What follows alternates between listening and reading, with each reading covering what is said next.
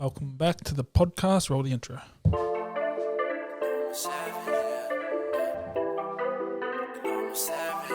Yeah, they call me a savage. How I'm putting in work. I hustle and grind, I put in the time, get what I deserve. Savage.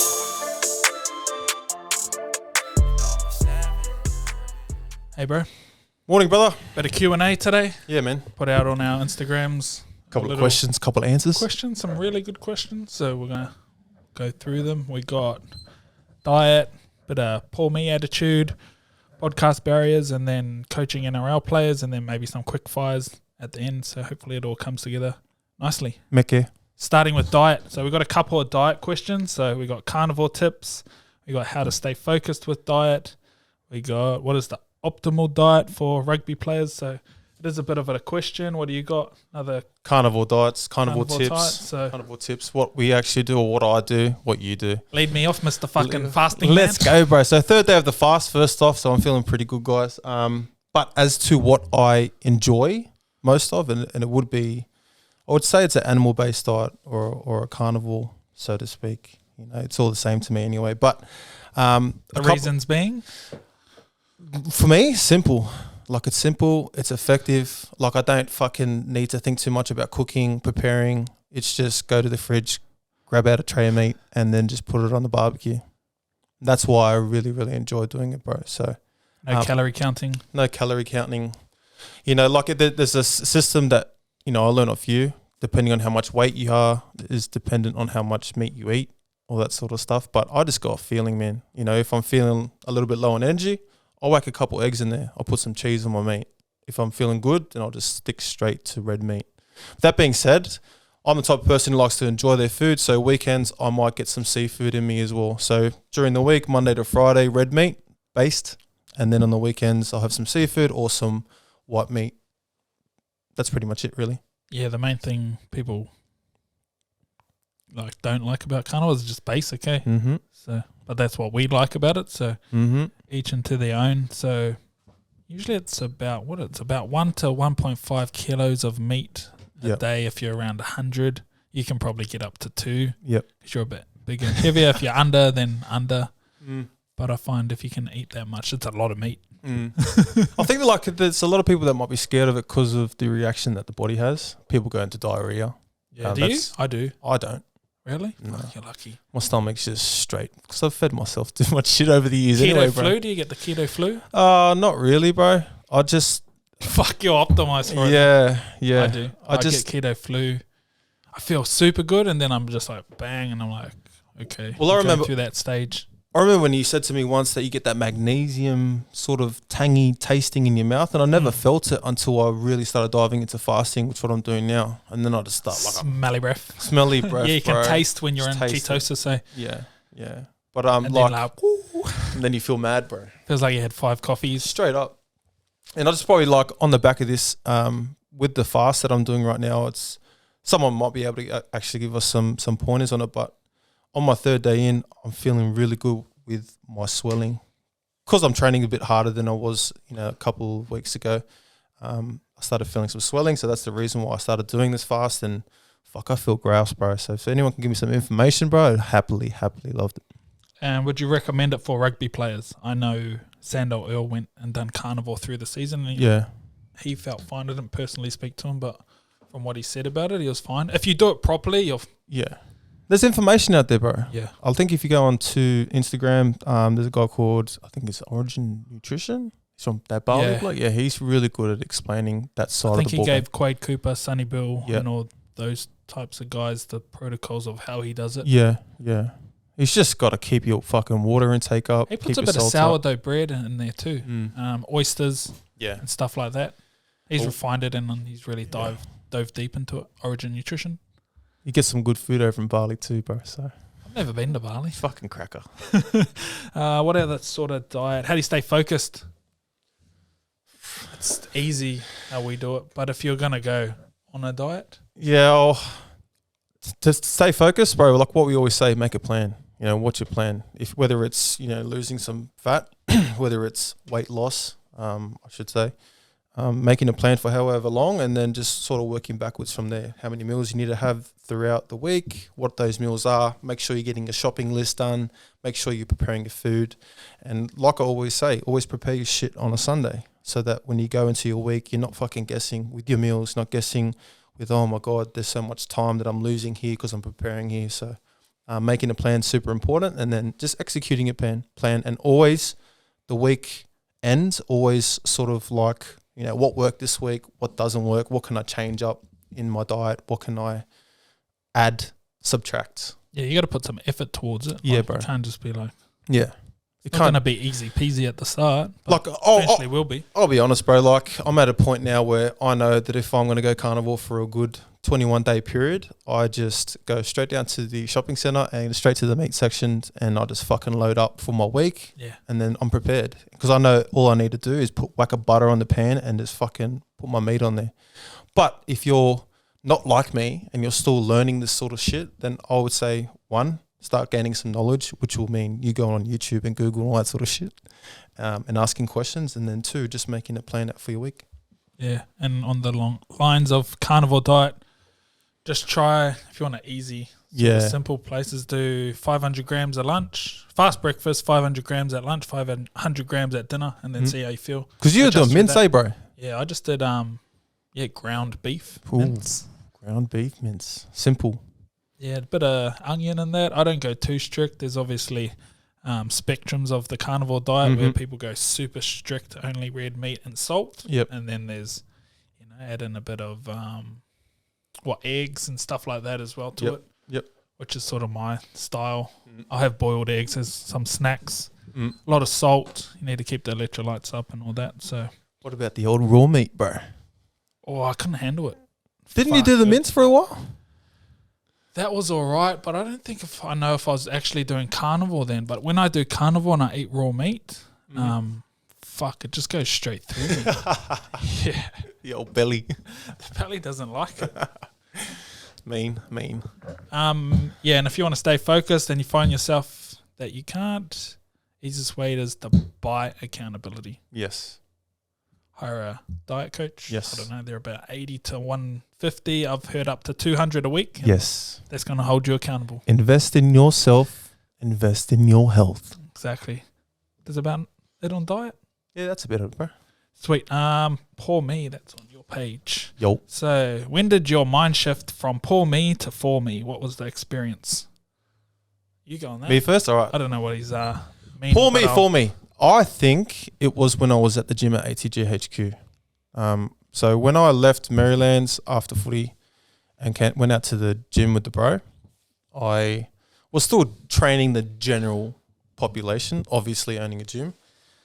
But then I had these athlete sessions every Wednesday, and I think that's when it sort of pinged for me, because I realized that the things or the pain that I'd gone through, I'm actually learning about it, the knees and the body, so to speak. And then from then I was able to deliver what I thought or what I feel is the answer for these guys who are experiencing the game right now. So for me, that mind shift was very sudden, because it was like 1 week with them, and then the second week I was like, oh fuck, this is making me feel really, really good. And then I started realizing what happened to me is actually a blessing, and the stuff that I'm teaching these guys is exactly what they need to do to maybe think about it. I know it won't change their lives, but that's the hope. But at the same time, it can give them sort of an alternative to what they can do in their career and their life.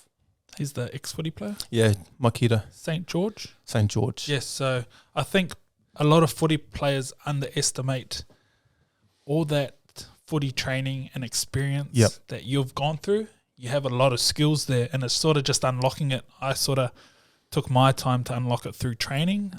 For others, it might be mentorship, all the injuries you go through. That's like experience. So you can pass that on to another generation, and you can even create a business out of it. I know a lot of footy players are doing it. So sometimes people don't realize, like, fuck, sometimes you get to the end of your career and you're like, fuck, I don't really, do much. Yeah. But you actually have. Yeah, I didn't even bro. make NRL, and I feel like I learned a lot. Well, we had this conversation the other day, bro. You said to me, like, you don't understand the position that you're in, Ches. Like, you've done something that's elite. in rugby league. You've played at an elite level, and I didn't realize it literally until you said it. And that's those little wins that you have, like for me, not to me. Those are the sort of conversations that probably brings you around to the people that you surround yourself with too. So if you're a footy player who's at the back end of their career, then start surrounding yourself with guys like Troy, guys like myself, who are understanding the benefits of what we did over 10 to 12 years of our life. Yeah, if you've played the NRL, you're in a small percentage of professional. It's fucking hard to be a professional athlete, and you don't realize it until some people just never realize it. No. You go do the statistics on being a NRL player, fucking not much people make it out of the total amount of players. Like, it's a big feat, and it's elite. Like, you have other sports where people might have made it professionally, but footy's hard because there's a lot of good, talented players because it's one of the top paid sports. So yeah, bro, it's even harder to make it. So 100%. and people don't realize. Fucking good point, bro. 100%. So no more poor me. Just for me. Just for me, bro. For me all day, every day, cuz. Anything else on that? No, all good, bro. Number 3, podcast. What do we got there? That's all you, bro. What barriers did you face getting involved with the podcast and Insta content? All right, I've got questions of this. I think Yeah, I'll fire at hit you. me. All right, so what made you buy all this first? So I always follow guys like Gary V. He's big on content. He owns a marketing agency, and his big thing of putting out content was to start a podcast because it's the easiest way to be able to get out there and put content out at the time. And there was some other things. Oh, it's a good fucking story actually. Had this other strategy called the DM strategy where you DM customers who you would like to be involved with. Guess who I DM'd? Who? Mark Hunt. Did you? Yeah, and he replied. Holy fuck. So that's how I got like fucking the toughest guy on the planet. Yeah, bro. Oh, I remember that, bro, actually, because you were doing putting and up I was some videos. still early on my coaching career. He popped up on my feed, and I had that in the back of my mind. And then I just sent him a DM, bro, and he replied, and I went, "What the fuck?" I said something like, "The baddest man on the planet." Hey, bro, I've seen you've been doing some training. I got some different stuff, like gymnastic type stuff. And then he went, "Yeah, sweet, I'm keen as." And I went, "Oh, shit, yo. bro, had no gym, nothing. I was training people in a park." And he went, "Yeah, bro, where do we train?" And I went, "Oh, fuck, at the park, bro, I got a spot." So I pulled up in the Prado. Fucking then Mark Hunt turns up, and then I went, "Fuck, what am I going to do?" So I was doing like the old school real movement stuff, juggling. Yeah. You would have enjoyed that stuff, but. Yeah, juggling, bodyweight movements, the mobility stuff, just starting off. So we went through here, and he brought all his kids, his son. And then it was like the worst session I've ever taken, bro. The kids were getting the juggling balls and throwing them at each other. And I was going, in my head, bro, I was going, fuck, this is the worst thing. Man, this guy's going to think I'm shit. Like, I was trying to do dips, and I was going, fuck, this is so horrible. And then session ends, and I'm like, fuck, that was the worst session. I won't see this guy ever again. And he goes, "Yo. Hey, bro, I want to keep training. Where can you train? Give this thing. Is it over in Campbelltown?" I went, "Yeah, I'll make it out." And then he goes, "Oh, I got to go to the city. Can you drop me to the train station?" And I went, "Oh, bro, I'll just drive you in there." I'll drive Mark Hunt in the Prado. Yeah, bro, going all the way to the city. And I was like, fuck, this is pretty surreal because it was only at the start of my coaching career too. So done a bit of work with him. And what a cool story, bro. I've got the toughest guy on the planet in my car driving. He's a badass motherfucker, bro. He's a badass. Yeah, and I was like, fuck, that's crazy, bro. So Okay. I don't know, I went super left field with that That's story. all right, bro. So back to the question, why did you get this stuff? So content's powerful in that essence, because he would have looked at my Instagram and that I put out things like that. With the podcast, just getting all the gear, we got mics, setups, but it wasn't always like that. I think I bought this Rodecaster Pro first. I didn't start till 6 to 12 months later. 12 months, bro. Because I remember when you first got it, and then when we first sat down, it was literally a year after. It's probably the fear of starting something. Yeah. So like, what was the pull? What was pull the trigger? What made you? Fuck, I can't actually remember. I was just like, it's time to start something. I think it was easy, this format with you. Yeah. Because I was like, fuck, what am I going to talk about? How am I going to get guests? and all that. So if you got, and then we trained every Tuesday. So this is super easy, making it super easy, because it's already hard enough trying to put content out. Why make it hard on yourself when you got to book guests, put all these other barriers in front of you? So take all those barriers away. Even if you want to start a podcast, do it by yourself, talking to the camera. All those things. Don't need all the fancy equipment. We've slowly upgraded. So we actually started all right, actually, with sort of the road stuff. But you can start. We used to have like our iPhones as cameras, YouTube, everything, how to edit. That's all online, how to figure out, and that's what I did. So bro. That's a good answer. Just start. You got to grow the balls. Yeah, straight up. Yeah. If I told myself, I've always had interest in just talking, to be honest, bro. And the fact that you pulled the trigger on it was super enjoyable for me, because I think this stuff is really cool. I think a lot of people are enjoying what we're doing too. So why not? Yeah, and you can't figure it out before you start either. I learned that the fucking good way, bro. Fucking start. That's why Cherry's going well. Let's go. Number 4 was training NRL players. We got sort of 2 of the similar questions. Could you talk your decision from not wanting to work with footy players, teams doing it? And will you ever coach NRL players one-on-one in preseason like the NBA coaches do? You go or me go? My opinion, because I went down and coached Harold Matthews, bro, and this is probably a little bit different for everyone, but when I trained Harold Matthews and experienced being around the vibe again, I just felt like, this might be a real left field one. I just felt like there was still too much. Should it be called the left field podcast? Straight up, bro. The left field is. We just keep going left field. Just keep going this way, bro. Honestly, bro, this is the way I think about it. I can cut straight to the chase without having to deal with the NRL system. I'm not saying that it's fucking right or wrong, but I feel like I can reach out more, or we can reach out more, just going straight to the source, which is the NRL player, because we can still get people involved. They can still do the stuff that we're doing, but we don't have to be a part of the NRL system to fucking work with them, if that makes sense. So, this guy tells me all the time, I've got 50 fucking professional athletes, bro. I've only got a couple, but at the same time, they're still doing work with us. And they're not doing work with us through the NRL. They're doing work with us away from it, on our terms. Yeah, that's the big thing of not having the politics involved. We work directly with the player. We don't get told what to do. There's no head coach asking me, hey, man, what do you got him doing this? Or the strength and conditioning. I'm like, just do what the fuck I want. That's the main thing. It's freedom. It's freedom. At the end of the day, we have freedom. We're not, I don't want to have a boss ever again. Or like some people, like if I went into the NRL system, I'd have 5 people over the top of me. Over the top. Instantly. So it's that freedom to do what I want.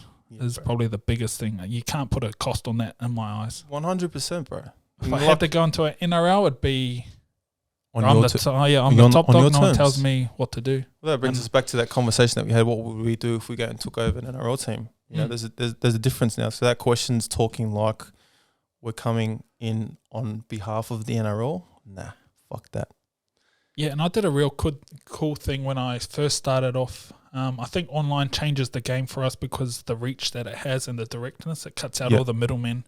And, we get money direct from the players. They have fucking more buy-in, skin in the game because they pay us directly. We're not paid by the NRL to then go help the NRL players. So that's a big difference as well. So we're going to get better results. I still have NRL players on the books. You do too. So it's not like we don't, but it's just sort of on our terms. Yeah, exactly. Is the big thing. And I feel like you can sort of do things without burning bridges too, bro. Like I don't know if this is going to make sense, but if you can work with someone from this team, you can work with someone from every team, basically. Yeah. You know what I mean? They get your full attention rather than you having to go maybe in the NRL, working with a couple here and there, and I don't know, having some one-sidedness to the ball game. Yeah, I think I do have a team of NRL players anyway at the moment if I really put my... Yeah, you did. Probably got 20. I saw your that post that you put up a couple months ago. Yeah, so I do have and then I got like the AFL players, bro. They're fucking We're like the Cameron Smith of AFL. Yeah, Pendlebury. Pendle. Yeah, so like... Yeah, it's like we are, but just on our own terms. And that's sort of super important to us. I think just that freedom. Yeah, bro. We don't have to be anywhere. We don't have to, you can't put a price on that freedom. Yeah. It's sort of just like working in a job or asking a lawyer, does he want to work for the firm or does he go start his own office? We've sort of just gone and start our own thing on our own terms, which is mad, I think, and it's working. Fucking oath it's working. Let's get it. But that's the other thing I want to touch on. I did do the NRL players in preseason. I had back at Maryland's. I had who came in? Zach? That's like no, it was Dallin. Ah, yeah, the Bulldogs boys. Zelazniak, Yeah, bro. Sione, Katoa, and Corey. Harawira. Yeah. They all come. We're doing it like fuck. It was a cool session Yeah, it too. would have been, I was bro. like, oh man, we're doing the knees over toes system back then. Step ups. We had that rack. Yeah. So everyone was going at once. Yeah, the mad Good vibes. space. Yeah. I Awesome think like now that you're saying that, I think we would do, or I think I would do that sort of stuff just for content, just for being able to shoot. Yeah, that's I'll be it. happy to do some stuff in the. It's cool to do, like it's It's just fun. but I don't need it either. So Yeah. could set it up. So I was speaking to the Pengai and all that as well. So see what happens. See what happens. Quickfires. Quickfire. Oh, shoot 'em at you. What do we have? Deadlifts and barbell squats. Have you got a sore back? Pretty much. Our 5S1 is bottom vertebrae. Oh fuck! I don't know anything about that shit, bro. That's all you. My initial is just get rid of it. Do RDLs for instead of deadlifts and split squats for barbell squats until I don't know you ever get it fixed or the pain goes away, and then you can slowly progress towards those if you want to. But Have you seen someone about it too? That's a good question as well. go get it fixed. Yeah. Sciatic pain. I haven't figured sciatica out, so let's give that a miss. I just think with sciatica you have to keep everything in good working order. I've had things work for some people that haven't worked for others. Yeah, it's just like a mystery, that one for me at the moment. Mm-hmm. I've actually got to dial in a bit more. Do you guys see kava as a way to help with joint pains, and do you guys use kava as well? I don't like the taste, to be honest. I don't like the taste as well. We're Māori, so we're not Fijians. But I bet you if we asked that Just to be the same thing. Kevin and who do we? And Ryan. Yeah, they would say probably. Yeah, So we're probably not the best people to ask that. What else you got? That's it for me, bro. There's nothing in there that's. What was it like to being an NRL player? I think everyone knows what it's like. It's like your dream come true. Just listen to the other episodes of this podcast. Straight He's up. gone through it heaps. That's it, man. It's the best thing that you ever experienced as a young kid, and then going back and playing it again after 8 years I was a lot more aware. So I knew what I was doing, and even with all the injuries and all that sort of stuff, it was certainly a blessing and something that I'll never be ungrateful for as well. Shot, bro. cheer, bro. Check, Cuzzy.